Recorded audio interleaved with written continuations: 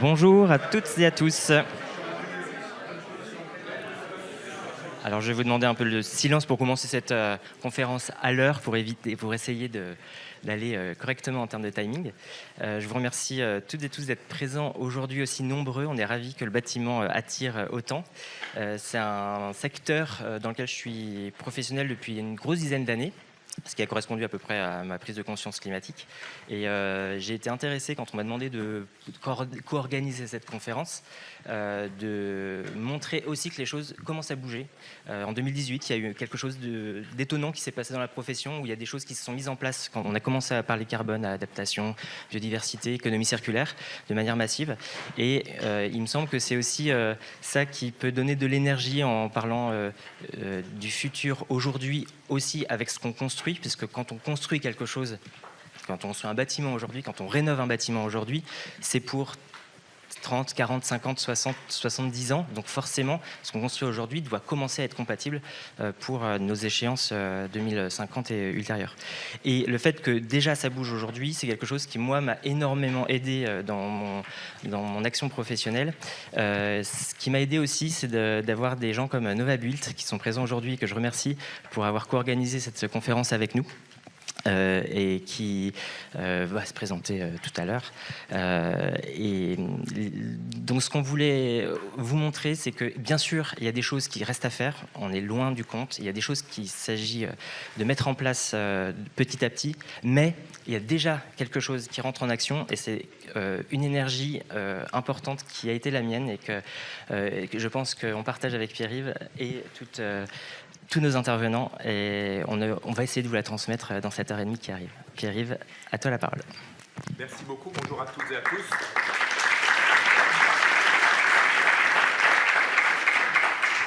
Alors, l'histoire de cette conférence, c'est aussi l'histoire d'une amitié, d'une relation très forte que nous avons tous les deux, Romain et moi. Et effectivement, quand on a su que l'univers Shifté venait à Nantes, alors que l'année dernière, elle était à Lyon, Romain est aujourd'hui à Lyon, et on était ravis de pouvoir imaginer cette rencontre, d'autant plus qu'on trouvait que l'année dernière, on avait parlé de beaucoup de secteurs qui sont entrés dans des stratégies de décarbonation, mais on avait trouvé aussi peu de moments pour parler du bâtiment. Or, il y a un vrai récit à raconter sur le bâtiment. Vous allez le voir, on a un secteur qui, de gré ou de force, un peu de force, pas beaucoup de gré, ou en tout cas avec quelques pionniers qui le font de gré et qui ont réussi à engager, y compris les pouvoirs publics, à nous amener à changer de point de vue. On a un secteur qui est en train de changer, très fortement, et on avait envie de vous le raconter. Mais alors quand je dis nous, Romain l'a dit en quelques secondes, Novabult, c'est une association d'acteurs de la construction, de l'immobilier et de l'aménagement. On a plus de 400 adhérents en Pays de la Loire. Des associations comme les nôtres, il y en a partout en France, dans toutes les régions.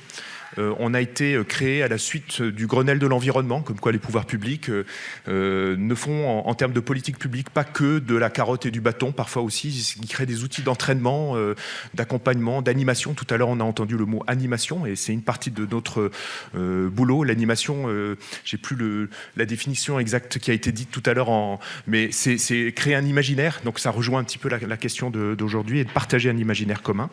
Donc ça nous plaît bien. Et donc notre boulot, c'est ça, c'est d'accompagner la transformation d'une profession qui a un impact, on va le voir dans quelques secondes, pas que carbone, mais on va plutôt se concentrer aujourd'hui aussi sur cette question, mais sur la biodiversité. Quand vous aménagez, on est avec l'agriculture parmi les plus responsables de la perte de biodiversité. On est les plus gros émetteurs de déchets, on est le plus gros consommateur de matériaux en poids. Enfin bon, voilà. Donc vous avez bien choisi votre salle. C'est aussi là qu'on a un bel effet de levier. Et donc on a envie de vous raconter tout ça. On avait aussi envie de faire un moment de présentation. Alors c'est compliqué quand on est à une salle avec une centaine de personnes. Alors on appelle ça à Novabult la question chocolat. Ça veut dire que si par exemple je vous dis j'aime le chocolat, si vous êtes en accord avec ça, vous levez le bras. Et donc j'aime le chocolat. Ça marche à peu près. Voilà, donc là, les gens. J'ai mis plus d'1 heure pour arriver jusqu'ici aujourd'hui. Donc on a à peu près moitié de locaux et moitié de gens qui viennent de loin, donc bienvenue à ceux qui viennent de loin. Je suis un professionnel, un acteur de la construction, de l'immobilier ou de l'aménagement. Donc ça veut dire aussi une moitié qui ne le sont pas. Donc bienvenue à tous ceux qui ne le sont pas et surtout bravo à tous ceux qui sont là pour engager. Je connais la consommation énergétique de mon logement. Je connais le poids carbone, les émissions de carbone que j'émets tous les ans. Dans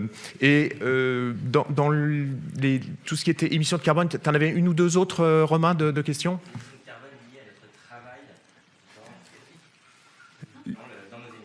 Et la quantité due au travail dans vos émissions de carbone? Un petit peu moins. Et on va voir tout à l'heure que l'immobilier de bureau, par exemple, c'est relativement important. Donc, on va la voir. On a fait le tour à peu près des questions au chocolat. Donc, maintenant, je vais demander à Lola Duménil, qui est chef de projet bas carbone à Novabuild, de planter le décor, de nous donner les grands éléments. Alors, on n'est pas tout de suite dans l'imaginaire, pour rien vous cacher. On est très shift, là. C'est un outil... on va vous présenter des éléments qui ont été conçus par un shifter de chez Shifter. Donc, on commence par de la mesure, et puis à partir de la mesure, on va essayer ensemble de créer un imaginaire. À toi la parole pour une vingtaine de minutes, Lola.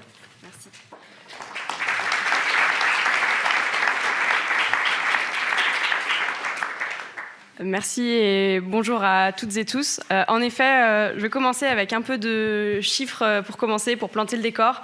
Le premier, je pense que si vous êtes là, vous le connaissez déjà, c'est la trajectoire carbone objectif à l'échelle individuelle. Donc de passer d'une dizaine de tonnes actuelles à environ 2 tonnes à l'horizon 2050.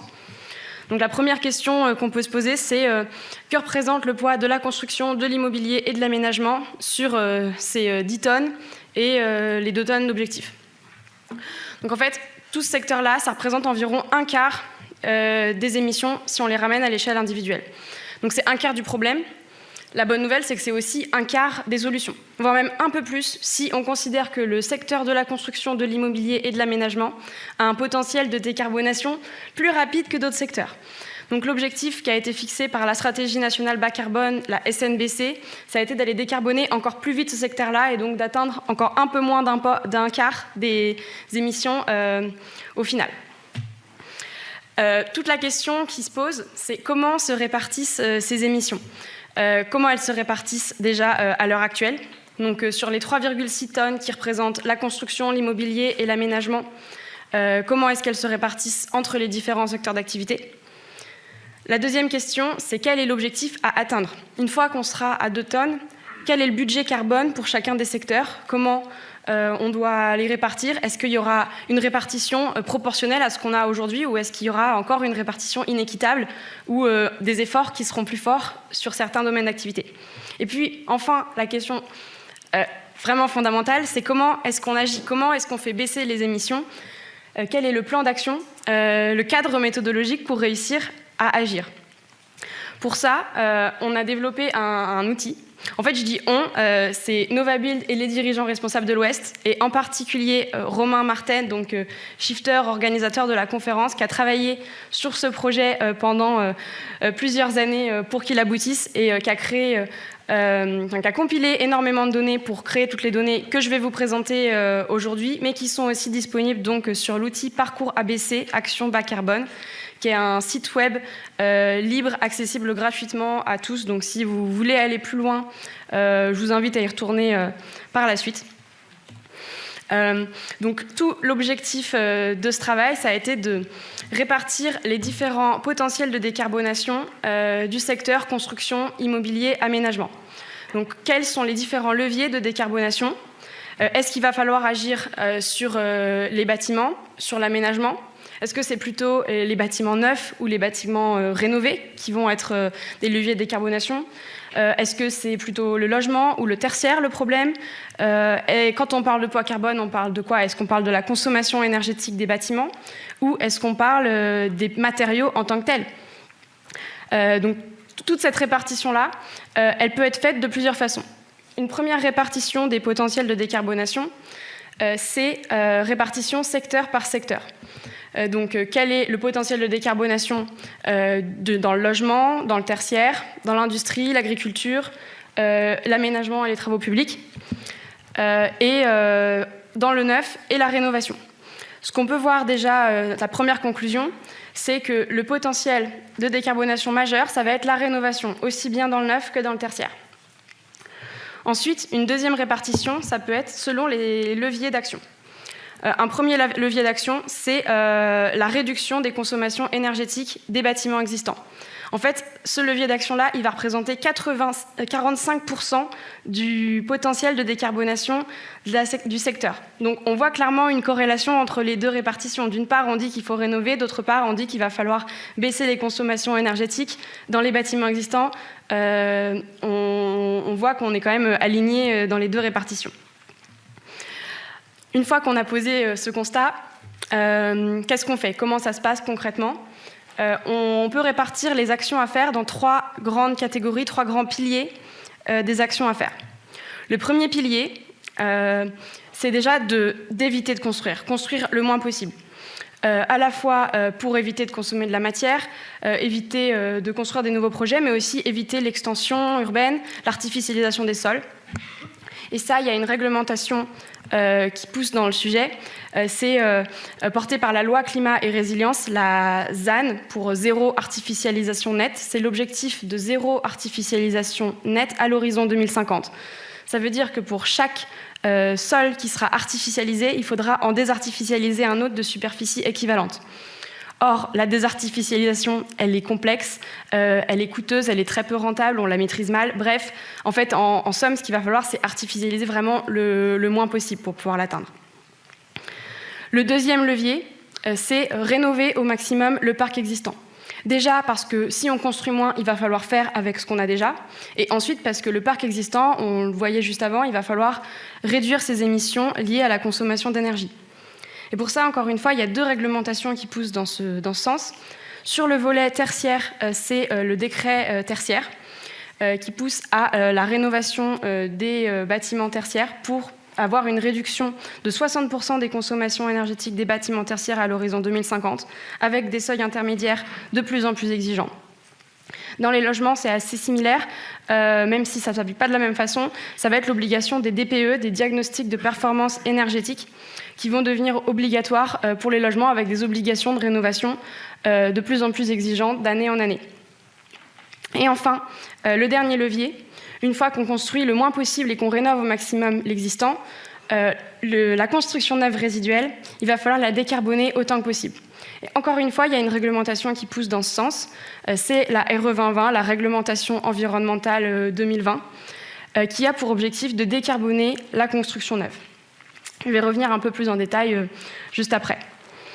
Du coup, le premier pilier dont je voudrais vous parler un petit peu, c'est le pilier éviter de construire. Donc, ça revient à artificialiser le moins possible. L'artificialisation des sols, aujourd'hui en France, ça représente à peu près 8% des sols. Le reste, c'est à peu près pour moitié des sols naturels et des sols agricoles. Le vrai problème, en fait, c'est que l'artificialisation, elle augmente d'année en année. Et donc, ce nombre de sols artificialisés, il est toujours plus important. L'objectif avec la zéro artificialisation nette, ça va être de contenir ce chiffre le plus stable possible et donc de le stabiliser à l'horizon 2050. Et donc, quand on voit que ce chiffre il est croissant d'année en année, on peut se poser la question, qu'est-ce qui cause l'artificialisation? Quelles sont les raisons de l'artificialisation des sols? En fait, pour moitié, l'artificialisation des sols, elle est causée par du logement. Maison individuelle ou logement collectif, ça va être vraiment tout ce qui va être les fameux quartiers pavillonnaires en extension urbaine, en fait. Un autre volet qui est quand même non négligeable, ça va être tout ce qui est réseau de transport, réseau routier, qui vont aussi être une grande cause d'artificialisation. Et puis ensuite, un troisième pilier, c'est aussi tout ce qui va être tertiaire avec les zones d'activité économique. Mais le premier pilier fondamental, c'est vraiment le logement. Et ça vient poser des questions, parce que comment on fait pour habiter dans des zones où potentiellement il y a de plus en plus de croissance d'habitants, notamment dans des zones comme Nantes, mais ce n'est pas la seule métropole à vivre ce cas. Comment est-ce qu'on habite sans artificialiser les sols. Et en fait, limiter la construction neuve, c'est vraiment un des leviers. D'ailleurs, ça a été un des engagements qui a été pris par cette fameuse SNBC. La SNBC, ce qu'elle dit, c'est qu'il va falloir réduire de 30% le nombre de constructions neuves par année à l'horizon 2030. Donc le rythme de construction neuve actuel, il est d'environ 300 000 logements neufs construits chaque année. Mais en fait, dans les scénarios encore plus ambitieux que la SNBC, qui sont les scénarios type 1 ou 2 de l'ADEME, si vous les connaissez, ça va être de réduire de 99% à l'horizon 2050 la construction neuve. Et ça veut dire dès aujourd'hui réduire le rythme, passer de 300 000 à 100 000 logements neufs chaque année. Ça, c'est une réduction vraiment drastique, à la fois du nombre de logements, mais en fait, réduire la construction neuve, ça passe non seulement par le nombre de logements, mais une transformation globale de nos façons d'habiter. Ce qui compte, c'est le nombre de mètres carrés de logements construits. Donc il faut non seulement réduire le nombre de logements, mais réduire la superficie. Et donc ça, il y a un vrai travail de fond. Comment est-ce qu'on réinvente la façon de vivre ensemble ? On y reviendra un petit peu par la suite, parce que c'est vraiment dans le thème de la conférence de l'université ce week-end. Ensuite, le dernier problème avec l'artificialisation des sols, l'extension urbaine, ça va vraiment être un problème plus général. Donc ici, c'est la répartition des émissions de gaz à effet de serre dans 3 scénarios d'aménagement. Le scénario central, c'est un scénario d'aménagement de zones de logement classique. Donc on a une part non négligeable qui est accordée au transport. Dans le scénario de gauche, c'est le scénario tendanciel, ce vers quoi on tend si on continue à faire comme aujourd'hui, c'est-à-dire un scénario en extension urbaine, donc des zones pavillonnaires toujours plus loin des centres-villes, des métropoles, avec toujours plus de déplacements et de mobilité quotidienne. C'est pour ça qu'on voit que le bilan des émissions de gaz à effet de serre, il explose. En fait, c'est en grande partie dû à la part des transports qui va être bien plus élevée. Et puis, le scénario de droite, c'est un scénario d'aménagement ambitieux. Ce qui a été pris comme référence pour ce scénario d'aménagement, c'est la zone de Pirmille-les-Îles. Donc, si vous êtes nantais, vous connaissez sûrement. C'est une zone d'aménagement au sud de Nantes qui a pris des ambitions très fortes pour construire en accord avec les ambitions 2050. Et donc, en fait, ils ont été agir sur plusieurs leviers pour réussir à atteindre ce bilan d'émissions de gaz à effet de serre le plus bas possible. Le premier levier, donc, comme je viens de le dire, ça a été déjà de réduire au maximum les mobilités en ayant un vrai travail de fond global sur les mobilités des futurs occupants. Ensuite, de faire un maximum de puits de carbone et de stockage carbone sur le site. Et puis, d'aller travailler sur des bâtiments performants. Donc, ça m'amène à vous parler du deuxième point, la décarbonation de la construction neuve. Donc même s'il va falloir construire le moins possible, toute la construction résiduelle, il va falloir qu'elle soit le plus exemplaire possible. Et donc sur ça, comme je vous le disais, heureusement, il y a la réglementation environnementale, la RE 2020, qui vient pousser dans ce sens-là.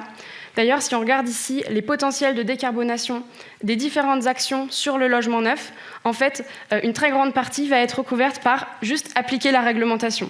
Et ça, c'est quand même une très bonne nouvelle, parce que ça veut dire que la réglementation est suffisante pour atteindre les objectifs sur le neuf. Si on regarde dans le tertiaire, la répartition, en fait, elle est un peu différente. L'effort va vraiment se répartir entre éviter de construire du tertiaire et appliquer la réglementation. Donc maintenant, cette réglementation, qu'est-ce que c'est ? En fait, c'est la réglementation environnementale qui est venue se substituer aux réglementations thermiques qui existaient avant sur les bâtiments neufs comme existants. En fait, jusqu'ici, il y avait un contrôle des émissions, des consommations énergétiques des bâtiments. À ce volet énergétique, la réglementation est venue ajouter tout un volet carbone. Donc le contrôle des émissions carbone du bâtiment tout au long de son cycle de vie. Aussi bien les matériaux de construction mis en œuvre que de son usage futur. Puis elle porte aussi sur 2 autres volets, comme la qualité de l'air et le confort d'été. Je vais moins en parler aujourd'hui, mais ils sont tous les deux aussi très importants pour la construction. Et donc, maintenant qu'on voit les objectifs de la RE 2020, comment est-ce qu'on fait pour y parvenir ? Parce qu'en fait, cette réglementation, elle est très ambitieuse. Il y a plusieurs leviers à venir actionner pour y parvenir. Le premier levier, en fait, qui est en accord avec la RE 2020, c'est d'optimiser au maximum les besoins bioclimatiques d'un bâtiment.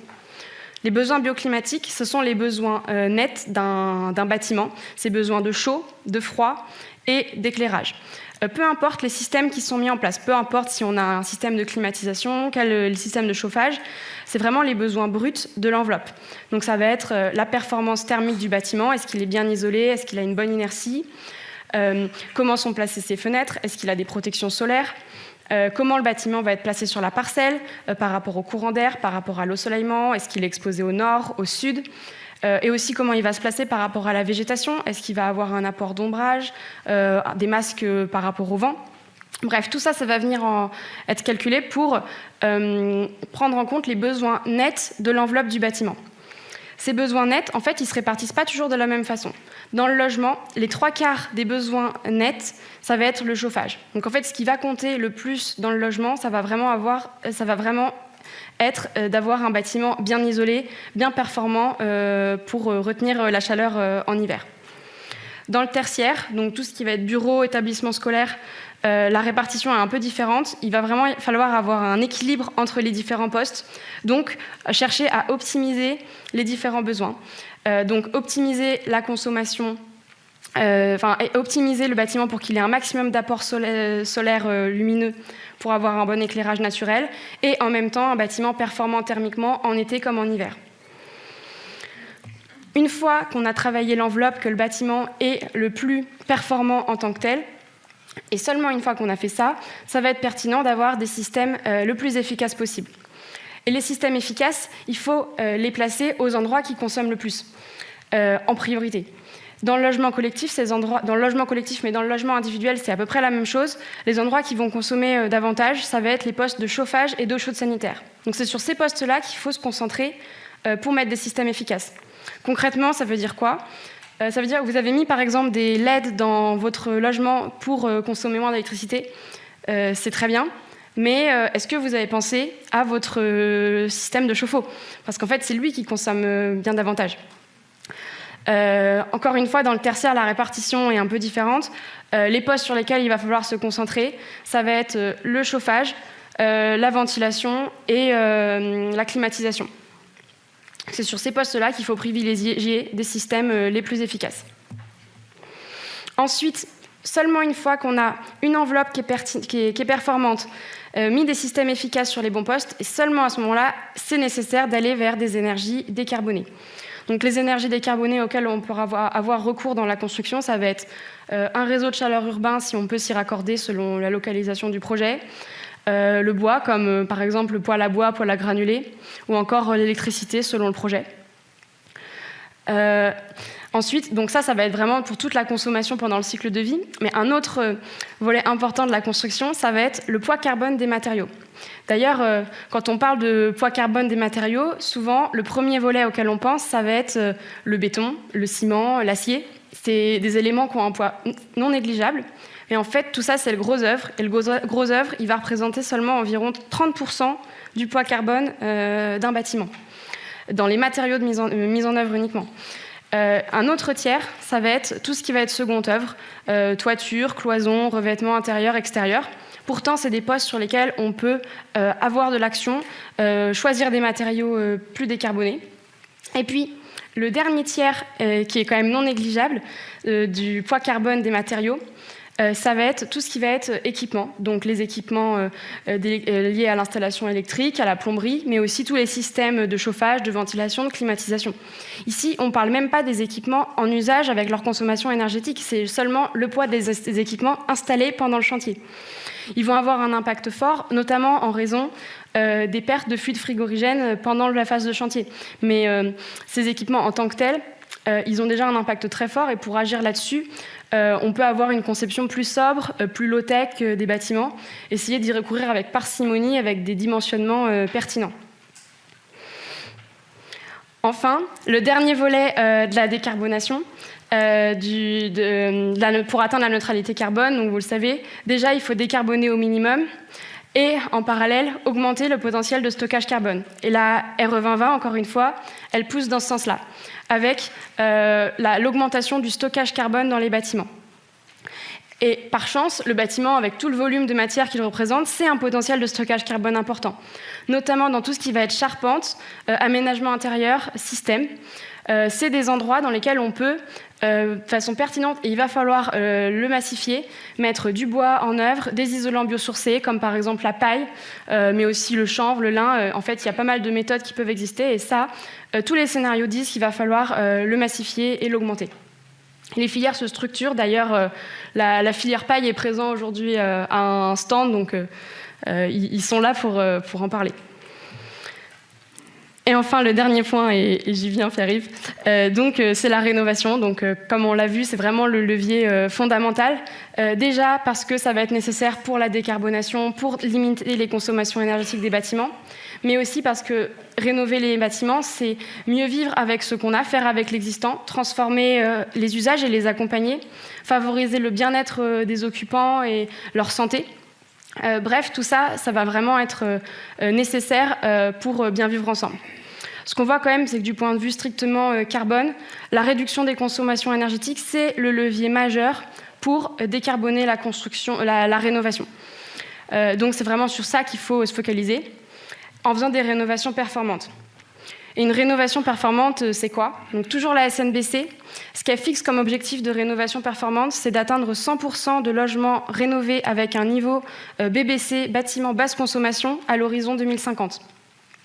Si on regarde un peu dans le détail à quoi ça correspond, en termes de classe du DPE, ça veut dire qu'il faudrait des bâtiments de classe A ou B à l'horizon 2050, en tout cas en grande priorité. Sur le volet carbone, d'ailleurs, parce que le DPE, maintenant, il a un volet énergétique et un volet carbone, on voit que le niveau BBC, il est insuffisant sur le volet carbone. Donc, si on se fixe à une rénovation de classe A ou B, ce sera suffisant. Par contre, si on se fixe à une rénovation BBC, ce sera suffisant sur le point de vue énergétique et il faudra aller compléter avec d'autres actions sur le volet carbone, comme des systèmes efficaces et des énergies décarbonées, comme on en parlait en fait sur le neuf. Et donc l'enjeu maintenant, comment est-ce qu'on atteint ces 100% de logements rénovés? La réponse, ça va vraiment être de massifier la rénovation. Et ça, quels sont les objectifs? Quels sont les chiffres? Combien de logements est-ce qu'il faudrait qu'on rénove par an? L'objectif de la stratégie nationale bas carbone, c'est de rénover 370 000 logements par an avant 2030 pour passer à un rythme de 700 000 logements à partir de 2030. C'est des rénovations complètes qu'on n'entend, pas des rénovations partielles, c'est vraiment des rénovations qui respectent les ambitions de performance qu'on a citées juste avant. Comme on a déjà pris du retard, comme on considère que la rénovation des logements est un levier plus facile à activer que d'autres secteurs qui sont encore plus en retard, l'ADEME ou le plan de transformation de l'économie française, que vous connaissez sûrement très bien si vous êtes ici, ont revu ces chiffres à la hausse. Ce qu'ils estiment, c'est qu'il faudrait, avant 2030, avoir un rythme de rénovation de 800 000 logements par an, puis passer à 1 million de logements rénovés par an à partir de 2030. Pour être en avance et atteindre les 100% de logements rénovés dès 2040. Et le rythme actuel, il est de 66 000 logements rénovés en 2022. Donc, on n'y est pas encore, mais heureusement. Il y a des acteurs qui se mobilisent tous les jours sur le terrain pour travailler sur le sujet. Et c'est à eux que je vais maintenant laisser la parole juste après.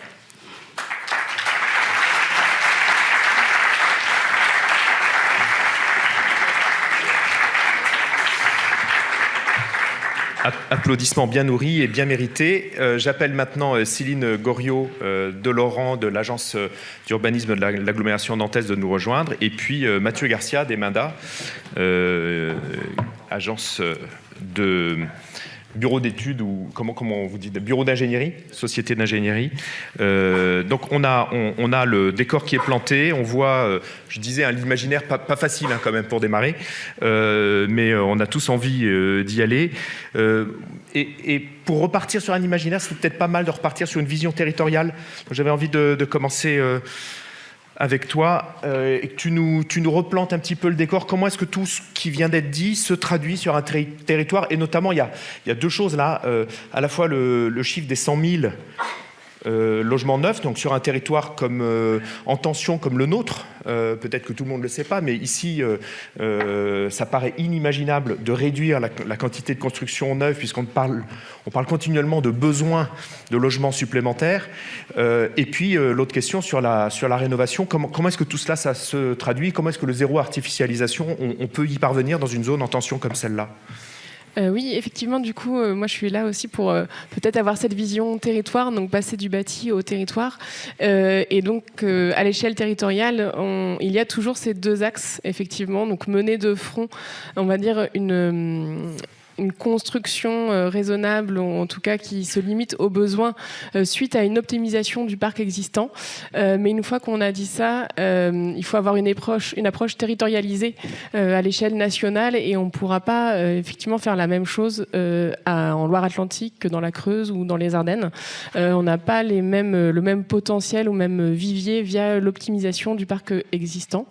Donc effectivement, ce combat-là sur le parc existant, il faut tout de même le mener via la lutte contre la vacance, s'interroger sur les résidences principales. Il y a des nouveaux outils réglementaires là qui viennent de sortir éventuellement pour limiter le nombre de résidences, le nombre de résidences secondaires, pardon.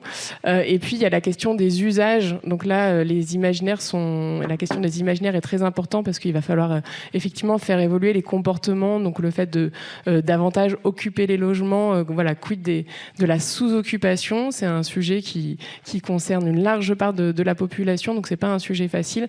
Mais finalement, dans les zones en tension, le vivier, il est plus là. Voilà. Et donc sur la construction neuve, effectivement, localement, on est dans l'ensemble des métropoles françaises, on est dans une situation de crise du logement aggravée. Et donc vous en avez peut-être entendu parler récemment dans la presse. Il y a eu des annonces gouvernementales, donc plutôt dans le but de relancer la construction, qui est dans une mauvaise passe actuellement, avec des acteurs du coup national qui effectivement tirent la sonnette d'alarme. Et donc localement, on est plutôt dans cette situation-là de crise du logement. Voilà. Il m'arrive d'être provocateur pour aller chercher des réponses, mais on a entendu tout à l'heure cette question des besoins, et on avait un publicitaire autour de la table, et on sait bien qu'en fait l'économie telle qu'elle est aujourd'hui, c'est aussi la création des besoins. Et le terme de besoin est difficilement mesurable. On aime bien chez les shifters mesurer. Est-ce qu'on est en capacité de mesurer le besoin, ou est-ce qu'on se raconte des histoires quand on dit, et alors à ce moment-là, on a des chiffres absolument incroyables. Sur l'agglomération nantaise, on dit qu'il faut accueillir 100 000 personnes de plus dans les 15 années qui viennent. Donc les besoins sont considérables. Comment est-ce qu'on fait Alors, effectivement, la question des besoins en logement, elle n'est pas évidente. Dans les estimations nationales, il y a un très bon article de Jean-Claude Drian qui est sorti récemment sur la question des besoins en logement. Si ça vous intéresse, je vous invite à le lire. Les estimations sont parfois un peu anciennes ou rafraîchies, et avec des hypothèses qui peuvent de combien finalement à quel point on se dit qu'on va réussir à limiter le développement des résidences secondaires, puisqu'on a vu que finalement elles ont cru ces dernières années. Donc certaines estimations en fait prennent en compte un accroissement encore de la part des résidences secondaires, ou comment on prend en compte effectivement est-ce que les logements vacants, on va réussir à réduire drastiquement les logements vacants. Donc l'estimation des besoins, elle prend ça en compte. Après, elle prend en compte les besoins démographiques. Donc là, on va dire c'est plus une question de sur les projections démographiques. On sait qu'il va y avoir un pic et puis ensuite sans doute une stagnation. Mais j'ai envie de dire, est-ce qu'on en est vraiment aussi sûr? Il y a aussi de l'incertitude vis-à-vis des mouvements peut-être aussi migratoires à venir, et que l'INSEE interroge en général peu dans ses projections. Donc c'est quelque chose qui est très complexe.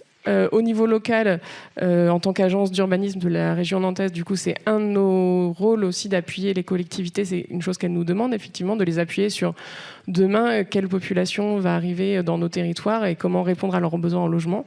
Donc, on le fait. Après, on dit bien que c'est pas on n'a pas de boule de cristal. Donc, on essaye pour que les territoires puissent anticiper.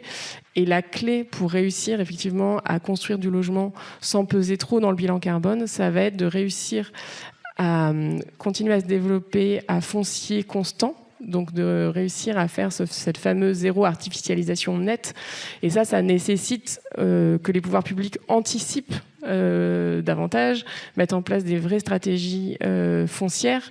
Et ça, on peut le faire que quand on a aussi une idée de la population que l'on va devoir accueillir. Que l'on va devoir ou qu'on souhaite accueillir? Alors, moi, j'ai envie de dire que l'on va devoir accueillir, parce que parfois... Et effectivement, on entend les élus faire comme si c'était pas maîtrisable. Alors, parce qu'en partie, ça ne l'est pas. Enfin, il n'y a pas encore de règlement en France sur un droit à l'installation. Hein, donc, voilà. Donc, ce n'est pas complètement maîtrisable. Voilà. Après... oui, on peut faire des politiques pour peut-être promouvoir le territoire, ou on peut être un peu malthusien dans les ouvertures à l'urbanisation et ça va avoir un impact. Mais néanmoins, on ne peut pas totalement contrôler les dynamiques démographiques. Elles ont une très très forte inertie. Ça, on le voit quand on étudie le passé et les mouvements migratoires nationaux au sein des territoires. Voilà, les dynamiques démographiques ont une très forte inertie. L'organisation territoriale aussi a une très forte inertie. Donc même quand il y a à un moment donné des flux de population quand il y a des mouvements de polarisation ou plutôt d'étalement, en fait après les poids des villes, etc. restent à peu près les mêmes. Donc je voudrais qu'on parle un peu de planification. Oui. On commence à parler de planification dès qu'on est dans de la restriction de ressources, de moyens. Notre pays, la planification, c'était quoi? Si on se remémore les années 50, on partait du charbon, on avait une certaine quantité de charbon, une certaine quantité de métal, et on pouvait dire combien on pouvait construire de voitures. Là, Lola nous l'a bien expliqué, on va devoir faire reposer toute la construction dans les 6-7 années qui viennent. Donc c'est une mutation extrêmement rapide sur des matériaux biosourcés, mais aussi donc des matériaux qui sont extrêmement dépendants du climat, de la récolte. Ce sont des matériaux qui poussent et dont on connaît dès maintenant à peu près la disponibilité dans les années qui viennent. Est-ce que sur un territoire comme la Loire-Atlantique, et donc peut-être plus largement au niveau national, on peut commencer à imaginer de répartir, orienter, planifier la disponibilité des matériaux et donc de la construction? C'est des choses qui commencent à s'envisager? Alors, c'est pas du tout mon domaine d'expertise, donc je ne vais pas avoir de la réponse là-dessus. C'est une question intéressante. Mais cette question d'une approche par les ressources limitées, du coup, je me permets de répondre un peu à côté, mais sur le foncier va devenir une ressource limitée. Et donc, c'est vrai que dans le fait de réussir ce passage, hein, voilà, ça semble compliqué, je trouve. Aujourd'hui, on a dit, OK, on va à horizon 2050, voilà, on va être à foncier constant, plus ou moins, hein, parce que la renaturation, effectivement, c'est quand même assez complexe. Sans changer... On n'a pas changé notre fiscalité, on n'a pas changé la propriété du sol, enfin les règles de propriété des sols. Ça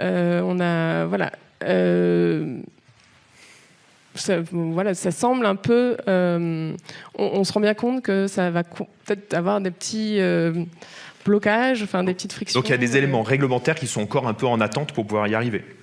C'est mon point de vue. Si on souhaite que chacun accède à un logement, si c'est ça aussi l'objectif, si on est mu par cet objectif effectivement de décarbonation et aussi d'objectif aussi d'une certaine équité dans la société et d'un accès à un bien qu'on estime essentiel qu'est le logement, quoi. Après, il y a la question de la massification dont tu souhaitais parler.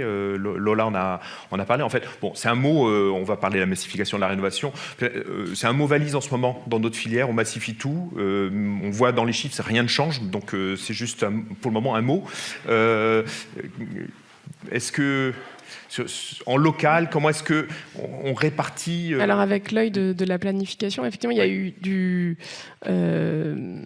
il y a eu du mouvement. Enfin, c'est comme d'ailleurs le fait de moins artificialiser les sols. Il y a eu un mouvement de longue date et c'est au cœur des questions de planification depuis longtemps, mais ça n'avançait pas assez vite. Et finalement, la loi climat et résilience vient dire on n'y a pas réussi comme ça, en se basant un peu sur la bonne volonté. Maintenant, on va dire c'est fini. Voilà. Sur la rénovation, est-ce qu'il ne faudra pas aller dans des des changements aussi réglementaires pour qu'à un moment donné ça accélère, c'est vrai que c'est un mot qu'on emploie, on appelle la massification, ce sera voilà, mais on voit que c'est difficile de faire avancer les choses. Nous, on estime qu'il faut aller encore plus loin dans la planification, c'est-à-dire développer la connaissance effectivement sur l'état du bâti existant, parce qu'aujourd'hui effectivement il y avait des chiffres sur le nombre de réhabilitations complète, on va dire, mais il y a quand même, en tout cas localement, c'est très compliqué de savoir finalement le rythme de réhabilitation. On a des infos sur les réhabilitations qui sont faites avec des aides publiques. On ne sait pas du tout ce que font les gens en auto-réhabilitation, on ne sait pas ce que font les gens qui ne sont pas éligibles à des rénovations. Alors il y a des enquêtes, etc., mais on avance aussi un peu à l'aveugle. Et pas plus en local qu'en national. Voilà, parce que je n'avais pas la connaissance. J'ai un petit souvenir de ministre, c'était en 2019, qui nous disait on va le faire. Ce fameux observatoire et on attend toujours les chiffres qui sortiront de l'observatoire. Voilà. Donc c'est extrêmement complexe à sortir aujourd'hui. À part les chiffres tangibles de combien l'État donne de subventions pour faire des rénovations, ça, effectivement, c'est tangible. Le reste, c'est un peu complexe à connaître. Et on connaît aussi le chiffre d'affaires de la rénovation. C'est à peu près 35 milliards d'euros. Mais ce n'est pas de la rénovation thermique. Il y a 35 milliards d'euros tous les ans qui rentrent dans les logements, dans leur entretien. Tu voulais dire un mot là-dessus, Lola ? Oui, un chiffre que je n'ai pas mis dans la présentation, mais en fait, on sait qu'il y a eu en 2022 670 000 logements rénovés partiellement ou complètement. Et en fait, ça veut dire 600 000 rénovations incomplètes, d'une certaine façon. Donc on ne sait pas effectivement l'état antérieur, mais a priori, c'est seulement une étape de la rénovation qui a été effectuée avec ces aides-là. Voilà. Et donc il y a un enjeu de connaissance déjà. Enfin nous, en tout cas, en tant qu'acteur local, job, voilà, c'est une partie de notre job. Donc on essaye de se mobiliser là-dessus. Et ensuite, effectivement, pour mieux notre travail, c'est aussi d'essayer de calibrer, d'aider les collectivités locales à calibrer les moyens à mettre en œuvre face à leurs objectifs. Et c'est vrai qu'aujourd'hui, quand je vois aussi les politiques qui sont mises en œuvre ici, là par exemple sur les copropriétés, et je crois qu'on va en parler, on voit qu'il y a eu vraiment beaucoup de progrès, notamment sur le fait d'avoir des restes à charge à zéro pour des ménages très modestes dans une copropriété, ce qui fait qu'on va pouvoir mener aussi des travaux au bout, etc. Mais on se dit c'est juste qu'il faut réussir à faire ça, mais à une autre échelle. Et là, j'ai pas du tout la solution, effectivement. Mais en tout cas, je pense qu'il y a à minima une question de moyens financiers, moyens humains. Il faut effectivement passer à une autre échelle. Alors, à ce moment de la conversation où on est un peu déprimé, on a envie, Mathieu, que tu nous redonnes un peu d'espoir. Qu'est-ce qui se passe en ce moment avec ton regard de l'agence Emenda, maintenant un peu nationale sur ces questions de rénovation? Qu'est-ce qui se passe en ce moment? Alors... Ah oui, excuse-moi, ça c'était pour ton propos. Alors, voilà, excuse-moi, on revient 2 secondes en arrière. Oui, c'était simplement pour illustrer l'enjeu de territorialiser les approches. Et donc, c'est vrai qu'on a eu des chiffres nationaux. Donc, passer de 400 000 logements par an à 100 000, mobiliser la vacance, mobiliser les résidences secondaires, mobiliser la sous-occupation. Mais c'est pas réparti du tout de la même manière en France. Et donc, notamment... c'est l'évolution de la population à gauche. Voilà, la croissance de la population à gauche. Et là, on a la vacance de longue durée à droite. Et de façon assez logique, le vivier se situe pas tout à fait au même endroit. Par exemple, quand on dit territoire en tension, ça veut dire aussi un territoire où il n'y a pas de vacances. Voilà. Et alors, après, toutes les pistes sont bonnes à prendre. Et donc, même localement, il faut aller essayer de chercher. Il y a de la vacance structurelle, il en a toujours. Il faut la mobiliser. Mais on a le même nombre de logements vacants de plus de 2 ans en Loire-Atlantique et dans la Creuse. Et c'est à peu près 9 000 en Loire-Atlantique. C'est grosso modo une année des besoins en logement qu'on estime. Donc c'est... Alors, Mathieu, tu me dis quand tu veux que je change de je te dis ça. Alors, est-ce que tu peux nous donner un peu d'espoir? Oui. Voilà. Avec plaisir. J'ai l'habitude de me qualifier d'éternel optimiste, donc ça tombe bien. Bon, moi je suis dirigeant d'un groupe donc d'ingénierie et de conseil, et je recherche à ma modeste échelle des solutions qui permettent effectivement de massifier la rénovation, de proposer des solutions qui vont dans le sens de tout ce qu'on vient de se dire. Voilà. Merci à Novabuild et à NeoShifter pour l'invitation. Voilà, ça c'est dit. Alors, pourquoi massifier ? Parce que vous avez entendu tout ce qu'on a dit avant, voilà, le bâtiment, la rénovation, gros gisement de rénovation, d'optimisation. Si on se pose la question où on en est et d'où on part, tu peux aller à la diapositive suivante, Pierre-Yves. Des chiffres de plus, regardez un peu cette illustration tirée du ministère. Il y a quelques chiffres. Ce qui nous intéresse, c'est les maisons jaunes, oranges et qui virent au rouge. Donc étiquette D. Alors tout le monde connaît son étiquette, hein, j'ai remarqué. Donc vous êtes nombreux dans la salle à savoir à comprendre ce que veulent dire ces chiffres, je crois. Il y a 70% des logements qui ont une étiquette qui est supérieure à D. Voilà. Et en France, regardez ce chiffre dans la zone en gris en dessous, c'est 5,2 millions de passoires énergétiques, c'est-à-dire les bâtiments qui ont une classe supérieure à F. Donc et on rappelle le propos de Lola tout à l'heure, il faudrait que 100% en 2050 soit en A et B. Ou B. Voilà, donc ça donne le point de départ. Il y a du boulot, effectivement. Alors ce qu'il faut savoir, moi j'ai découvert ça en travaillant au contact des bailleurs sociaux, c'est qu'il y a une notion qui est très importante, c'est la précarité énergétique. Et en fait, ça touche beaucoup plus de monde qu'on ne le pense. C'est dingue. Avec des gens qui n'arrivent pas à boucler les fins de mois. Et donc, avec des phénomènes dans les copropriétés d'impayés et des réactions en chaîne qui sont terribles. Voilà, déjà qu'on n'avait pas beaucoup les moyens, on en a encore moins pour changer les choses, à commencer par engager des travaux. Ça, c'est la première diapo. La deuxième... alors quand on parle massification, ça fait un peu productiviste, hein, mais on a compris qu'il fallait aller vite et faire fort. En fait, il faut faire vite si on veut avoir une chance d'atteindre les objectifs en 2050 qu'on a définis juste avant. Regardez un peu cette courbe.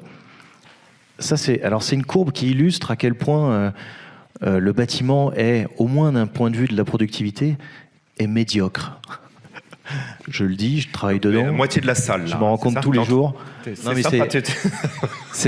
Alors, je vous le dis d'autant plus tranquillement que je suis dans le métier, donc c'est assez dingue, quoi. Regardez cette courbe. La courbe rouge, c'est la productivité dans le bâtiment. Et la courbe orange, enfin marron, donc celle qui est la plus haute, celle qui croît le plus fort, c'est l'industrie en dehors de l'énergie dans notre pays. Et donc vous voyez que le bâtiment est complètement à la ramasse, en gros. Bon. Et donc, il va falloir, ça donne le point de départ, en fait, de l'outil dont on dispose pour atteindre nos objectifs. Bon, je ne vais pas dire que c'est mal barré, mais il y a des choses qui se font et on va en parler. Voilà. Donc, d'où on part. Un jour, quand j'ai présenté cette courbe-là à des industriels, ils m'ont indiqué il y a une partie de la productivité qui est issue de la délocalisation. C'était un peu avant la relocalisation et qui m'avait dit, en fait, c'est plutôt pas mal d'avoir une courbe vers le bas. Ça voulait dire qu'on était bien une industrie territorialisée, ancrée, à forte main-d'œuvre, donc avec un impact social fort. Il faut aussi pouvoir se dire ce genre de choses. On est évidemment, c'est le premier employeur du pays, je crois. Voilà. Par contre, il y a des marges de progression qui sont importantes, je pense.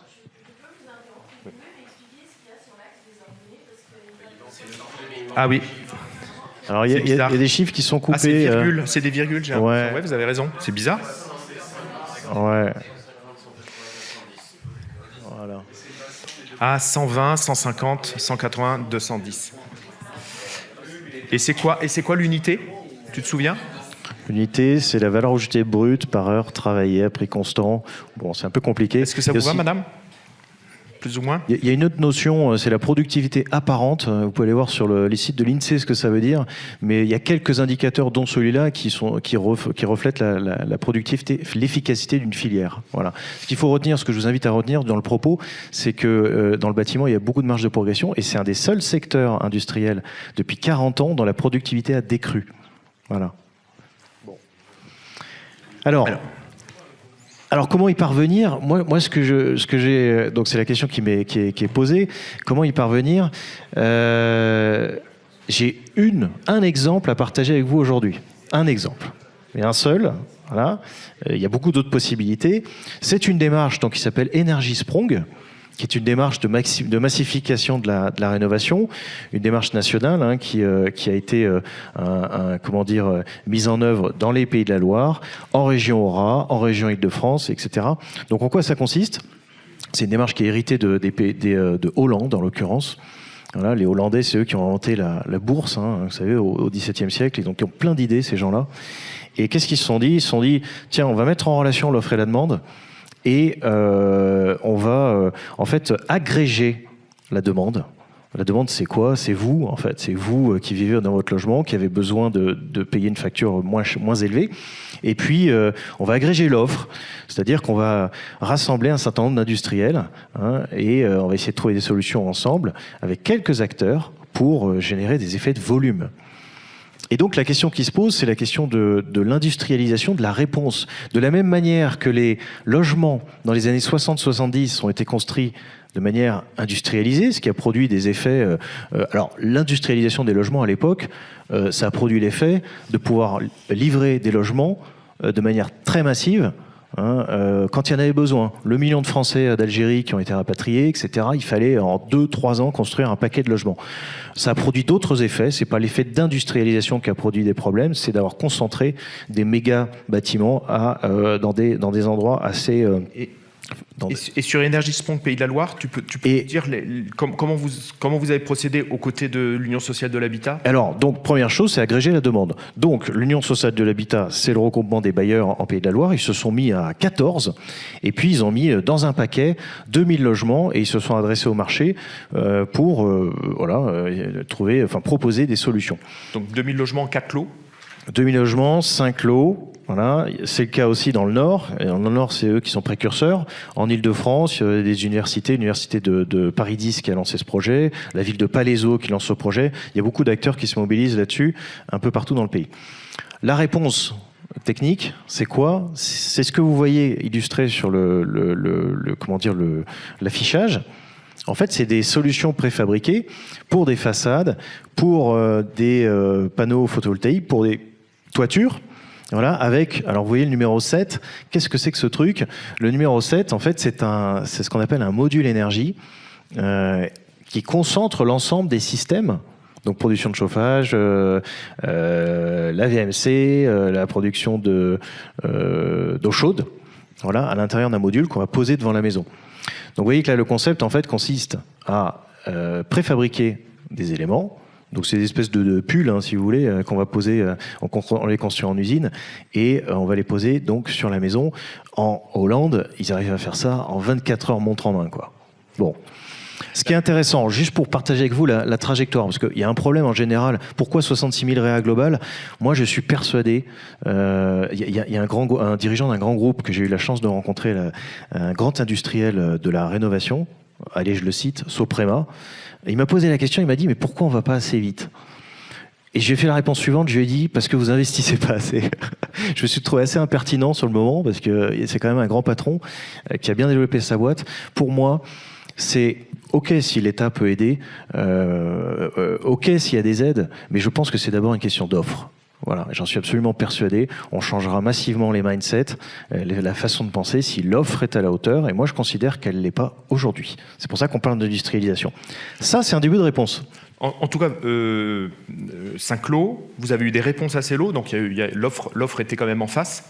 Ouais, alors en Pays de la Loire, est-ce que tu poses la question des Pays de la Loire, hein, évidemment.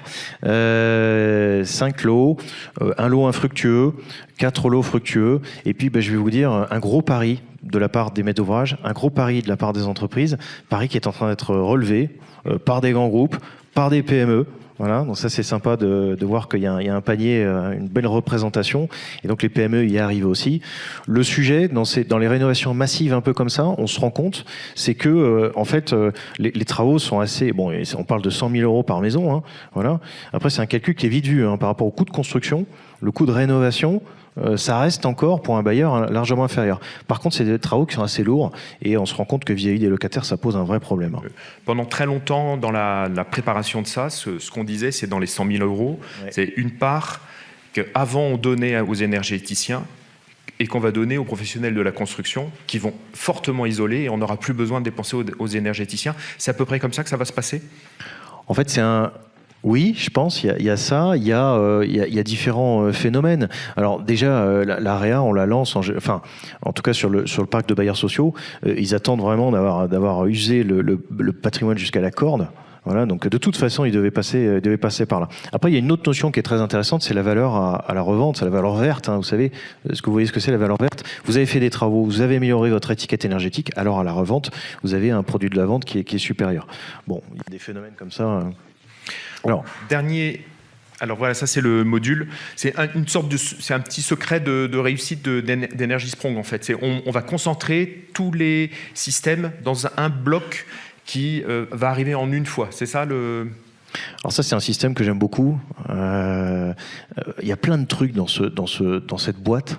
Il y a un concentré, alors d'abord de technique. Bon, déjà de concentrer les techniques, c'est pas mal. Vous savez, aujourd'hui, un artisan, il rentre dans la maison, il vous embête, il monte dans les combles, il va chercher le moteur de VMC, la chaufferie, elle est ailleurs, enfin la chaudière, etc. Là, on concentre tout. Et puis imaginez, alors je ne sais pas si tu poseras la question des imaginaires, mais demain, il y a une boîte pour livrer son colis, il y a la borne de recharge électrique pour la voiture, il y a tout un tas de services concentrés, et il y a des modèles économiques associés qui peuvent être différents. Cette boîte, vous pouvez, au lieu de l'acheter, ça n'a aucun sens d'acheter une pompe à chaleur, de mon point de vue. Ce que vous achetez, vous, c'est un service, c'est une température. Qui est propriétaire, en fait, au bout du compte, de cette boîte ? Aujourd'hui, ce sont les propriétaires des bâtiments. Voilà. Et demain, l'idée, et là j'anticipe sur la diapo d'après, l'idée c'est que ce soit, vous en foutez d'être propriétaire d'une PAC. En plus, vous savez même pas comment ça marche, vous savez pas l'entretenir. Voilà, faut avoir un bon contrat de maintenance. Vous voulez juste que ça marche en fait, je crois. Voilà. Et accessoirement, c'est pas votre boulot de vous occuper du régime de fonctionnement de la pompe à chaleur. Et on est déjà très proche de ça, puisqu'il y a un engagement sur 30 ans. Alors sur Energy Sprong, c'est le principe, c'est qu'il y a un engagement du groupement qui a fait les travaux, c'est un engagement ensuite de bilan énergétique nul. Voilà, en énergie finale, c'est-à-dire que la maison va produire plus d'énergie qu'elle n'en consomme. Et donc si le ventilateur de la pompe à chaleur ne marche plus, on ne va pas remplacer la pompe à chaleur parce que ça génère un coût, on va juste remplacer le ventilateur. Alors ça, c'est une autre question que tu poses. C'est l'organisation des filières. Celui qui va débiter 100 000 packs par an, il va pas se poser la question de la réparation de ce truc-là. Par contre, une PME, mais par exemple des Pays de la Loire, Amzer, lui qui produit beaucoup moins, il va beaucoup plus se poser la question effectivement de ce qu'on appelle le rétrofit. Rétrofit, c'est au lieu de prendre la machine et la jeter, je vais remplacer quelques organes et j'inclus ça dans un contrat avec un engagement de performance. Energy Sprong, c'est ça aussi. Alors, et chez vous ? Parce que dans le titre de l'intervention, il y a action. Je crois que vous pouvez en prendre votre part.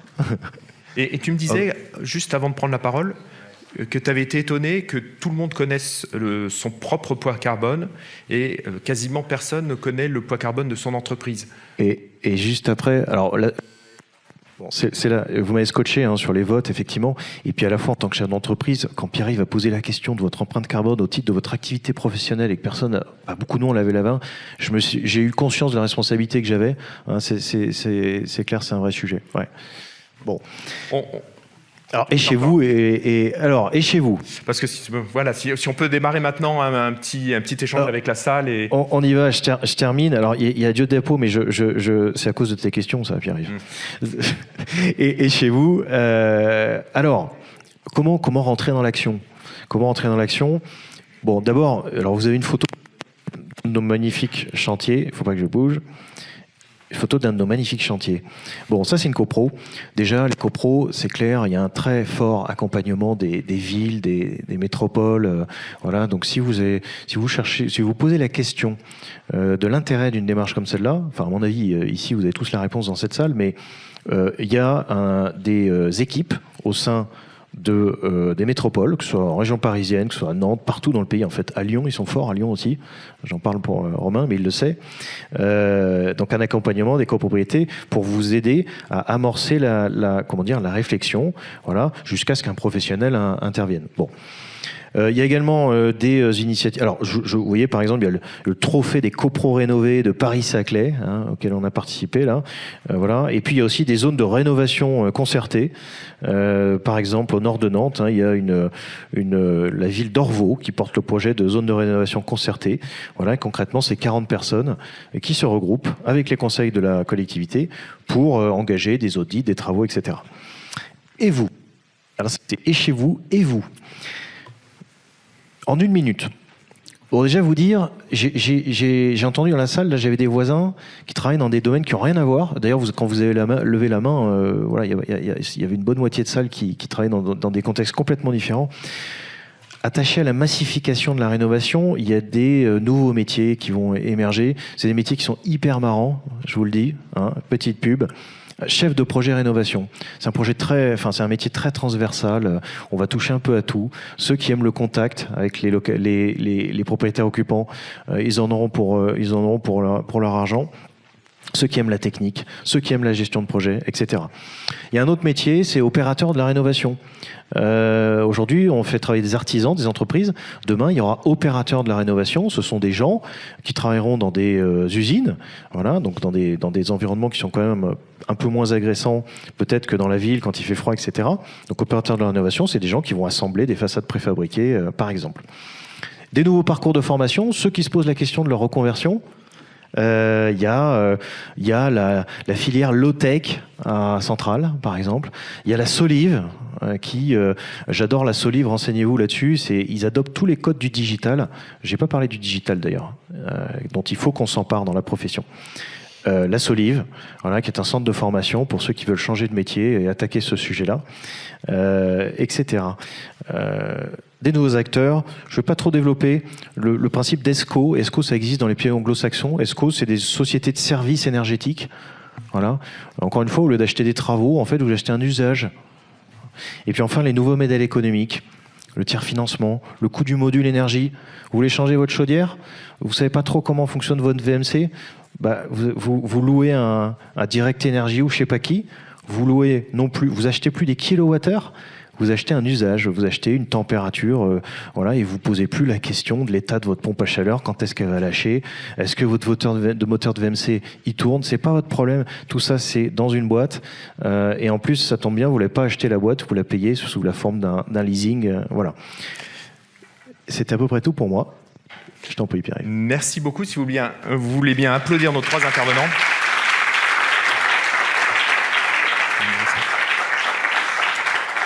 Et je crois qu'il y a une première question là au milieu.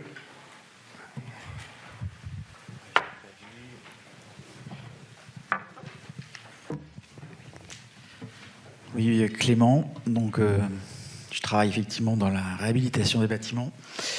Et je voulais évoquer un peu un enjeu qui, pour l'instant, n'a pas encore été vraiment abordé. C'est la question de réhabiliter le patrimoine ancien. Parce que si monsieur... on appliquait Energy-Sprong au centre-ville de Nantes, je pense qu'on aurait tous un problème. Donc, comme on est sur le récit aujourd'hui, est-ce qu'on ne pourrait pas réfléchir, pas simplement au patrimoine des années 60, parce que pour moi, quand vous parlez de massifier, ça répond à un patrimoine massifié des années 60, avec le chemin de grue et compagnie. Moi, j'aimerais bien qu'on réfléchisse sur le récit d'habiter un logement du XVIIIe siècle, du XVIIe, du XIXe, et en quoi ça pose d'autres questions. Parce que ces bâtiments-là, ils n'ont pas les mêmes propriétés. Au-delà de l'histoire qu'ils ont, du sens qu'ils ont pour les gens, ils ont des maçonneries qui n'ont pas les mêmes propriétés que ce que Energy-Sprong développe. Et je pense qu'on est en train de passer complètement à côté de l'enjeu, parce que la massification, à mon avis, Si on prend le problème comme ça, on ne va pas du tout massifier. Puis on constatera dans 20 ans, comme tout à l'heure on le disait, qu'on s'est planté sur la méthode. Voilà. Alors, je ne sais pas lequel de vous trois veut répondre. Plus globalement, est-ce que le parvenir à l'étiquette AB est possible pour tout type de bâtiment? C'est un peu, je retraduis la question un peu autrement. Lequel des deux veut répondre? Mathieu? Ouais, avec plaisir. Alors, vous avez remarqué, j'ai écrit que c'était un exemple et j'ai souligné un. Mais c'est important de le dire, mais vous avez complètement raison. Vous avez complètement raison. Énergie-Sprong en centre-ville, voilà. Alors, première chose, dans le centre-ville ou dans l'ultra-centre, où vous prenez Paris, en fait, il y a un niveau de compacité qui est complètement dingue, déjà. Tout le monde chauffe son voisin, voilà. Ce qui est moins le cas du diffus, moins le cas des bâtiments des années 60. Donc, on part d'un petit peu moins loin, quand bien même, effectivement, les bâtiments ne sont pas du tout isolants. Après, nous, on participe à une mission, un appel à manifestation d'intérêt pour le compte du CSTB, où évidemment, alors je dis évidemment, l'appel d'offres consiste à interroger le marché sur les solutions de demain de massification de la rénovation, quelles que soient les époques de construction. Donc évidemment qu'il faut raisonner de manière différente en fonction du segment. Il y a des solutions techniques dans la rénovation des bâtiments haussmanniens, et je vais vous dire, il n'y en a pas moins que dans le diffus bâtiment années 60-70. Et on peut arriver aux étiquettes AB par une rénovation par l'intérieur? Alors c'est un peu ça, tu as des techniques, alors A peut-être pas, B sans doute. Tu as des exemples, Lola, tu voulais dire un mot là-dessus? Ce que je voulais dire, c'est qu'aussi les indicateurs de performance de la rénovation, ils sont certes là-dessus, mais aussi d'autres, ça va être tout ce qui va être confort d'été. Et en fait, ces bâtiments anciens, ils sont souvent, pas tous, mais en grande partie, conçus aussi pour répondre à d'autres standards de confort. C'est des bâtiments qui sont très souvent plus confortables en été, qui ont une implantation beaucoup plus en cohérence avec le site, ce qui leur permet d'atteindre d'autres niveaux de performance qui sont aussi nécessaires. Et c'est aussi des bâtiments qui sont conçus pour être rénovés à l'avenir, ce qui n'est pas le cas en fait de tout ce patrimoine récent, type années 60, où on était beaucoup plus dans de la conception presque jetable, où on pensez pas à la rénovation future de ces bâtiments. Alors toute la conception traditionnelle, elle est faite pour être rénovée. Enfin, si on prend l'exemple de la terre crue, on peut l'enlever et la remettre infiniment. D'autres questions? Alors il y en a 2, 3. Alors normalement au Shift, c'est des questions alternées hommes-femmes. Donc j'ai pas vu de... Vous n'êtes pas tellement... Est-ce que vous pouvez vous retourner, madame de... Voilà, vous avez une question féminine juste là, s'il vous plaît. Merci.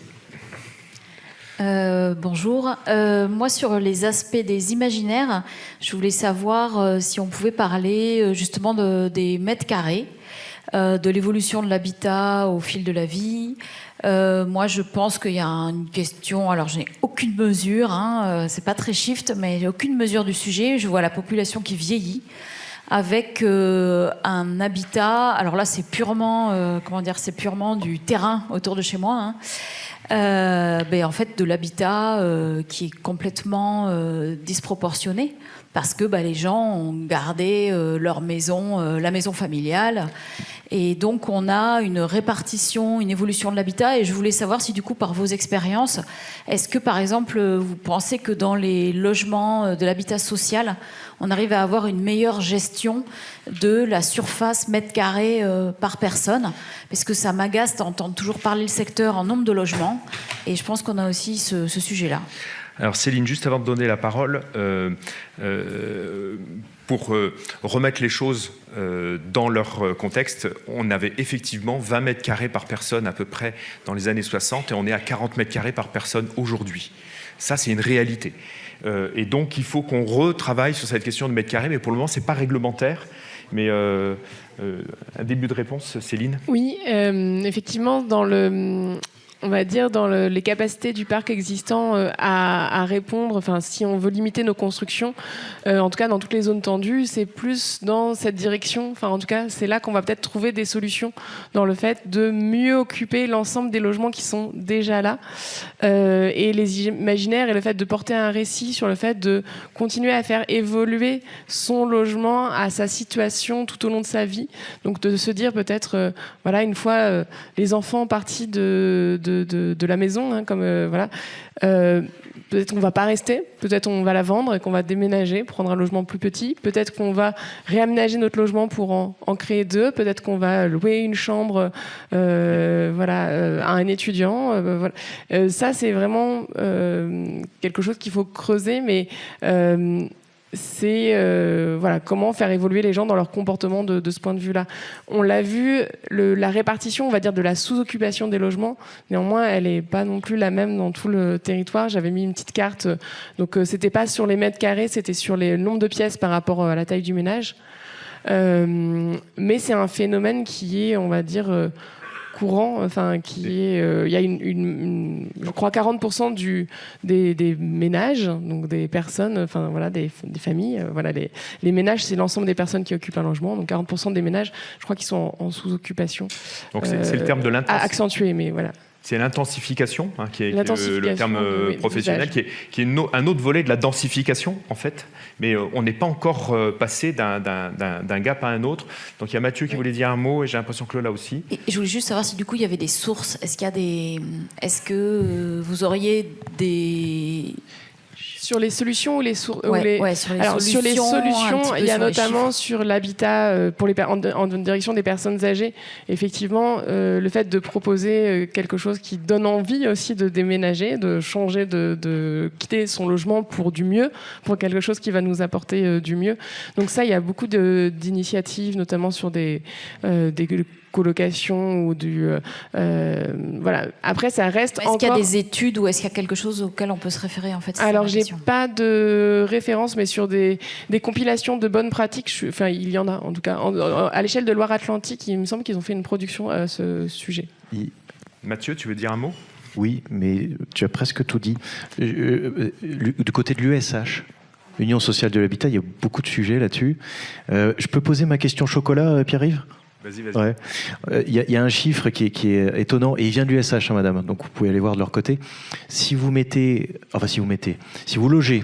2 personnes dans un T2, 3 personnes dans un T3, 4 personnes dans un T4, etc., est-ce que vous avez une idée du nombre de personnes qu'on pourrait loger en plus, en fait? Je ne sais pas si vous comprenez la question. Non, alors ça marche pas en question chocolat. Hein. En fait, c'est la sous-occupation. Non, mais c'est ce qu'on vient de dire. Sous-occupation, suroccupation. Bon, vas-y, donne la réponse. Alors, c'est 11 millions de personnes que vous pourriez loger. Alors, le problème, c'est que c'est pas si simple que ça. Et je crois que c'est la question que vous avez posée. C'est une famille des enfants qui grandissent. Le jour où l'enfant quitte le logement, vous n'allez pas éjecter la famille de son logement pour la mettre dans un logement plus petit. Et effectivement, alors pour vous dire, sauf dans le... Ouais, mais n'empêche. C'est pas si simple. Et donc, moi, pour vous dire, pour travailler avec l'USH sur ce sujet, il y a 2 débuts de solutions. La première, c'est l'incitation, effectivement. Et puis, figurez-vous que le digital a beaucoup apporté là-dessus, avec des modèles prédictifs qui font que le bailleur pourra être au rendez-vous et donner rendez-vous, en fait, à la famille pour revoir les choses. L'incitation, imaginez, vous passez d'un logement des années 60 dans un logement neuf, donc des personnes qui ont 60 ans, elles passent d'un logement très coûteux en énergie, vous leur proposez un T2, par exemple, voilà, dans un logement qui est beaucoup plus sobre parce que construit sous l'ARE 2020. Il y a plein d'incitations comme ça, moins de surface à nettoyer, etc. Et d'une façon plus globale, l'intensification des usages, on a tous en tête des collectivités qui ouvrent les amphithéâtres de leur collège à la vie communale, etc. Est-ce qu'on commence à voir apparaître des choses là-dessus, sur l'intensification des usages? Alors, Pierre-Yves, pour vous dire, moi, en tant que chef d'entreprise, on vient d'acquérir nos bureaux, nos locaux de bureaux. J'ai fait le calcul, c'est assez simple, 8 heures par jour, 9 heures par jour, ils sont occupés 25% du temps. Voilà. Et donc les 75 autres... On connaît les chiffres, hein. Les bureaux c'est autour de 25% et les logements c'est autour de 50%. C'est ça. Et donc il y a des initiatives, et je me pose la question, mais en plus j'ai des bureaux un peu vides, une partie qui n'est pas occupée, qu'est-ce que je peux en faire? Il y a des chefs d'entreprise à Nantes qui ont créé un collectif où ils logent en fait des personnes sans abri, voilà, qui sont occupants des bâtiments la nuit et qui le jour évidemment doivent les libérer puisque les salariés arrivent. Ça c'est un exemple. D'autres questions? Alors là c'est droit masculin. Alors on va aller sur... Ça fait longtemps que j'attends. Voilà, oui, ici aussi. Bon, allez-y. Allez-y, monsieur. Donc je me présente, je suis président d'une commission à Calibat et je m'occupe de l'étanchéité à l'air, en gros de la mesure dans le bâtiment. Par ailleurs, j'ai découvert le monde du bâtiment il y a une quinzaine d'années parce que je suis militaire et j'ai été formé à l'ingénierie du bâtiment. Et ce que j'entends aujourd'hui correspond globalement à ce que j'ai entendu il y a une quinzaine d'années. Quand on voit les chiffres, on voit bien que les choses ont du mal à bouger. Par ailleurs, les entreprises, les ESCO, ça fait déjà 15 ans au moins, si c'est pas, il y a même 30 ans, je pense qu'on en parlait déjà. Sauf que on voit que c'est pas aussi simple que ça, parce que même le privé, qui n'est pas aussi efficace qui peut l'être, qui devrait l'être, au prix qu'on paye, par exemple, dans le cadre de mes fonctions, j'ai assisté à la mise en place d'un contrat de performance énergétique sur un camp militaire de 2500 personnes. Ce que j'ai constaté, c'est que l'entreprise qui avait le contrat avait son entreprise qui faisait les travaux de rénovation, mais ce n'était pas le même qui faisait la maintenance. Donc les mecs qui ont fait la rénovation n'ont pas du tout pensé au gars de la maintenance, par exemple. Et ils n'ont pas du tout pensé à mettre un truc qui semblait intéressant à l'époque quand c'est arrivé, c'était l'ISO 50001, donc le management de l'énergie, puisqu'il y a obligation de résultat dans les deux cas. Donc vous voyez qu'il y a une bonne marge de progrès, mais si vous faites ça avec des particuliers, ça va être très particulier à gérer quand même. Voilà. Donc en gros, j'ai pas de questions, mais j'ai plutôt des remarques. On a entendu. Alors on poursuit peut-être avec plutôt une question féminine. Voilà, je crois madame, ici. Voilà. Bonjour. Je me considère toujours un peu nouvelle arrivante en France. Et quelqu'un vient de m'apprendre que 100% de logements doit être construit aux règles de PMR. C'est bien ça ? J'ai bien compris.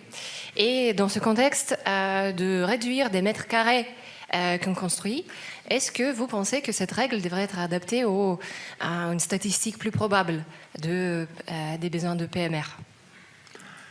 Alors la conciliation entre les différentes réglementations, qu'est-ce qui est... Alors, vous parlez de la construction neuve, de la rénovation mobilité réduite, PMR, personnes à mobilité réduite. Voilà.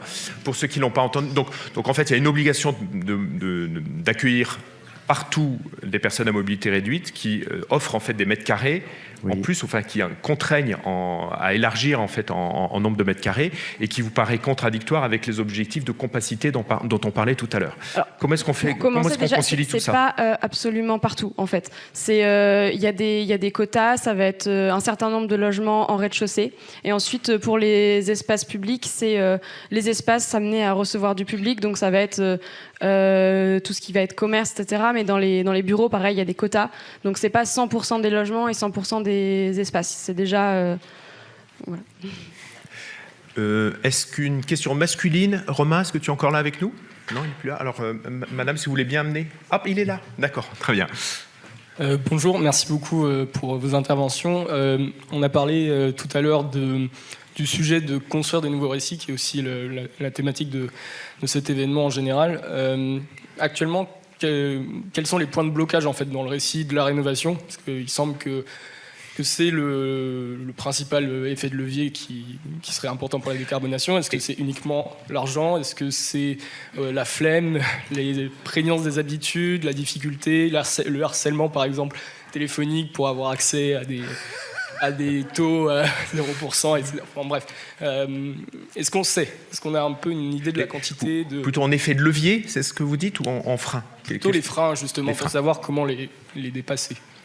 En tout cas, si vous retenez que l'effet de levier principal de la décarbonation de notre secteur, c'est la rénovation, déjà, il y aura un message qui aura été passé. Alors maintenant, les freins, et ce serait intéressant que tu nous dises un peu par rapport à ton regard, pas seulement sur Energy Sprong, mais sur la rénovation. Comment est-ce que ça se passe ? Ceux qui parviennent à sortir de toutes les impasses, les embûches, etc., pour arriver à massifier, ou à rénover, je veux dire, comment est-ce qu'ils s'y prennent et comment est-ce qu'ils surmontent ces freins ? C'est comme ça qu'il faut le présenter. Parce que les bailleurs, c'est des acheteurs professionnels, en fait. Ce sont des professionnels, ce sont des maîtres d'ouvrage. Vous n'êtes ni l'un ni l'autre quand vous voulez engager votre projet de rénovation. Ces gens-là, pourquoi ils y arrivent ? Ils y arrivent pour différentes raisons. D'abord, ils ont un volume à leur disposition. Voilà. Vous aussi, vous pourriez avoir du volume en vous groupant. Ça me rappelle Groupon. Voilà, on se met à 50 et puis tiens, on fait une méga commande d'isolation par l'extérieur. En fait, les bailleurs, c'est ce qu'ils font à l'échelle de leurs dizaines de milliers de logements. Ça, c'est la première chose. La deuxième chose, c'est l'accès au financement. Ces gens-là, ils puisent de manière constante et depuis longtemps dans les fonds de la Caisse des dépôts, dans le livret A. En fait, quand vous mettez de l'argent sur le livret A, sur votre livret A, en fait, ça sert à quoi? Ça sert en grande partie à rénover le parc social. Donc c'est un accès illimité au financement. Donc, pour répondre à votre question, de mon point de vue, moi qui ai un point de vue très orienté marché, qu'est-ce qui fait défaut? Qu'est-ce qui manque? C'est les solutions. Pourquoi il n'y a pas de solution? Parce qu'il n'y a pas d'investissement. Je n'ai pas compris, si quelqu'un dans la salle a la réponse en off, en marge, je ne comprends pas pourquoi structurellement les entreprises du bâtiment font des résultats aussi faibles. Comment vous voulez qu'elles investissent? Un grand groupe comme Bouygues, Vinci ou Eiffage, c'est 3% de résultats à la fin de l'année. On ne peut pas innover avec 3% de résultats. Le truc que je comprends encore moins, je vais vous dire, c'est les capitaux. En fait, ça manque de capitaux, tout ça. C'est les capitaux qui sont réservés aux startups du digital. J'ai encore appris qu'une startup qui construit des... J'ai encore appris qu'une startup là, qui fabrique des panneaux photovoltaïques pour recharger son portable a levé 20 millions d'euros. J'ai eu envie de me jeter par la fenêtre quand j'ai entendu ça. Vous me donnez 20 millions d'euros. Reste avec nous, reste avec nous. Mais non, mais je te jure, on est au rez-de-chaussée. Hyper chiant. Mais bon, non, mais vous voyez, il y a un problème de direction des capitaux. Et quand on parle de massification, en fait, ce qui intéresse les investisseurs dans des startups digitales, c'est la scalabilité de leurs produits. La scalabilité dans la réa, mais elle est là, en fait. À partir de celui qui invente un super produit, au lieu de vous taper le ravalement de votre façade, vous avez un super produit qui fait 2 en 1, isolation plus ravalement. Voilà, à un bon prix. Et un bon prix, pourquoi? Parce que ça sort d'une usine locale qui débite des milliers de mètres carrés. C'est le principe d'une fenêtre. Vous avez vu les fenêtres? Vous avez déjà vu une usine de fenêtres? En fait, c'est totalement industrialisé et il n'y a pas une fenêtre pareille qui sort de l'usine. Vous avez vu? Voilà. Chacun a commandé sa fenêtre. J'ai remplacé ma fenêtre. Très bien, c'est un produit industrialisé. Voilà. Et il n'y en a pas une pareille qui sort de l'usine. Néanmoins, le process est industrialisé. Les fenêtres, ça va. Au niveau des façades, c'est plus compliqué. Alors, on s'approche de la fin. Une question plutôt féminine. Alors, si tu veux ajouter quelque chose, et pendant ce temps-là, on repère qui... Sur effectivement, comment faire pour la question des particuliers, parce qu'on parle des organismes HLM qui sont des professionnels et voilà, qui du coup agissent sur un patrimoine qui ont une échelle, mais effectivement la question des particuliers. Et moi, j'ai un vrai doute sur le fait en tout cas, c'est une autre perspective, mais les pouvoirs publics, à un moment donné, ne s'engagent pas dans la mise à niveau de ce parc. C'est-à-dire que si chacun doit mener son projet individuel et se faire maître d'œuvre, voilà, c'est extrêmement complexe, le parcours de la rénovation, le parcours du financement. Voilà, donc il y a aussi un vivier peut-être de logements à aller peut-être acheter, réhabiliter, remettre sur le marché. Simplement, est-ce que c'est les pouvoirs publics qui doivent s'en occuper? Est-ce que c'est le privé aussi? Il y a sans doute un marché simplement à mener ce travail, mais qui est compliqué quand c'est pas notre métier en fait. Et puisqu'on parle d'imaginaire, on sait bien qu'aujourd'hui une rénovation énergétique, elle participe pas de l'imaginaire du particulier dans sa maison. Faire une douche à l'italienne, personne va chercher une rentabilité de la douche à l'italienne. Mais quand on va faire une rénovation énergétique, on va chercher la rentabilité de la rénovation énergétique. Donc ça veut bien dire qu'on n'est pas dans un imaginaire, on n'est pas prêt à mettre de l'argent dans la rénovation énergétique alors qu'on est prêt à mettre de l'argent dans la douche à l'italienne. Donc il y a un truc qui est relativement... qui est à faire dans notre profession. Une question de madame là, oui, dans le fond. Bonjour, ça poursuit un peu ce dont vous venez de parler. Quand on souhaite effectivement s'engager dans cette rénovation énergétique, est-ce qu'il y a des organismes qui font des sortes d'audits pour que justement, à titre personnel, on ne parte pas dans n'importe quoi? Alors, Lola, tu veux dire un mot là-dessus? Je ne sais pas qui veut parler des organismes. Bon, en tout cas, il y a aujourd'hui un système national qui est en place. Vas-y, Mathieu. Oui, alors en fait, il y a une avalanche de dispositifs. Avalanche. Un peu un millefeuille. Bon, il faut s'y retrouver. Mais tapez audit énergétique sur Google, vous allez voir, ça va vite. Hein. Il y a l'accompagnement des collectivités, il y a les centres, les ALEC, il y a des associations, il y a beaucoup d'offres là-dessus. Vous trouverez votre bonheur. Et en général, c'est France Rénov'. Ouais. Alors, oui, effectivement, selon le type d'acteur, il y a des leviers, que ce soit pour les particuliers et aussi pour les entreprises. Alors je crois qu'il y a un monsieur qui voulait, depuis tout à l'heure, il était désespéré par le système Merci. Shabada. Je vous remercie. Je ne suis pas encore shifter, personne n'est parfait. Je voulais répondre à madame par rapport au taux d'occupation, enfin, au mètre carré par personne, par âge. Plus on avance en fait dans l'âge des foyers, plus on a de mètres carrés. Plus on a de mètres carrés, et je crois qu'à la fin, on est à 3 ou 4 fois la moyenne nationale. Donc, sauf quand on est dans son cercueil, là c'est plus là, ça réduit, là ça réduit effectivement énormément. On parlait du récit. Effectivement, moi j'avais une interrogation un peu plus, en prenant un peu de hauteur, notamment en voyant la carte de France là, avec les territoires où on gagne et on perd des populations. Moi, j'ai la chance, ou pas, de vivre dans un territoire en tension, à côté de Rennes, un peu comme Nantes, en fait. Le prix des maisons explose, littéralement. Les gens du coin ne peuvent plus se loger. Et on voit des territoires qui perdent de la population. Donc, en fait, il y a des maisons, il y a des villes entières qui se vident vers des territoires en France qui sont justement extrêmement tendus, sur lesquels on artificialise de plus en plus. Moi, j'ai un maire qui est de la même, qui est copain avec Monsieur Boyer, qu'on a entendu tout à l'heure. Ouais, personne n'est parfait. Et lui, son rêve, c'est d'avoir 10 000 habitants dans 10 ans.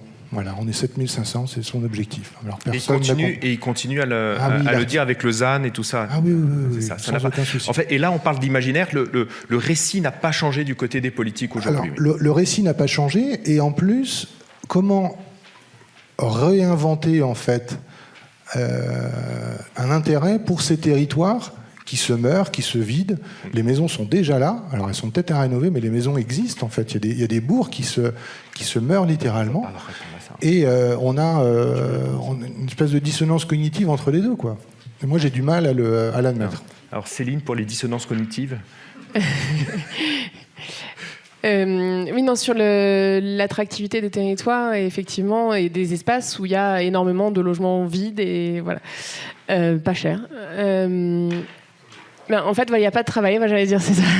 Tout simplement, l'attractivité du territoire, elle n'est pas tellement pour la beauté de la ville. Voilà, ça peut y contribuer, ou le fait que les Nantais soient très sympathiques, elle est aussi du fait de la dynamique économique du territoire. C'est un phénomène mondial, hein, la polarisation. Je n'arrive pas encore à déterminer est-ce que c'est bien, est-ce que c'est mal. D'un point de vue de la décarbonation, ça fait même débat, parce que la polarisation, ça permet aussi des économies en termes de mobilité. On n'en a pas parlé, des effets induits de l'aménagement et l'étalement, ça fait que ça crée aussi de la mobilité. Et voilà, et le fait de se resserrer, ça crée moins de mouvement. Après, jusqu'à quand?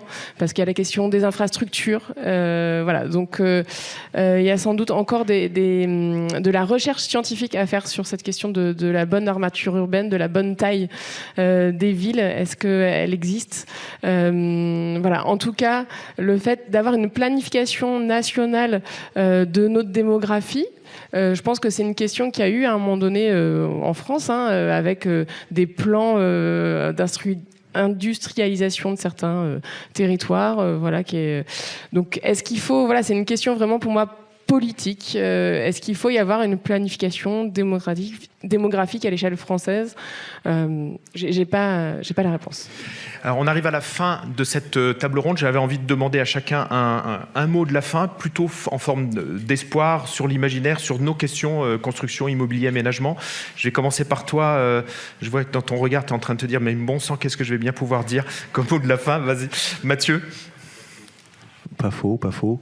Qu'est-ce que je peux dire? Je suis un peu sec.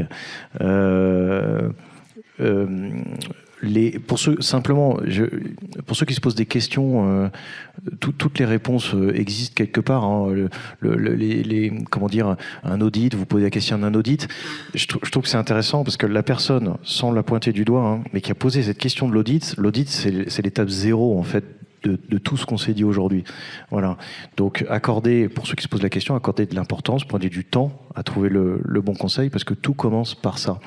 Et pour vous dire... Tu serais presque shifter, donc on commence par mesurer. Mais on commence par mesurer, mais par contre, quand on mesure, c'est marrant, une fois qu'on est convaincu, c'est 100% de taux de transformation, c'est ce qu'on constate dans nos métiers. Les gens vont jusqu'au bout.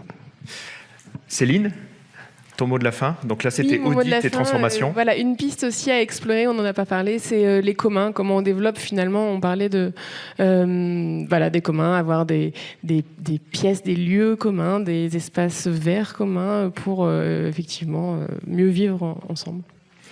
Et Lola? Moi, je dirais tirer le meilleur parti de ce qui est déjà là, aussi bien pour le valoriser d'un point de vue patrimonial, culturel, que pour faire avec la ressource qui est présente et qui est déjà sous nos yeux. Et moi, mon mot de la fin, ce sera merci.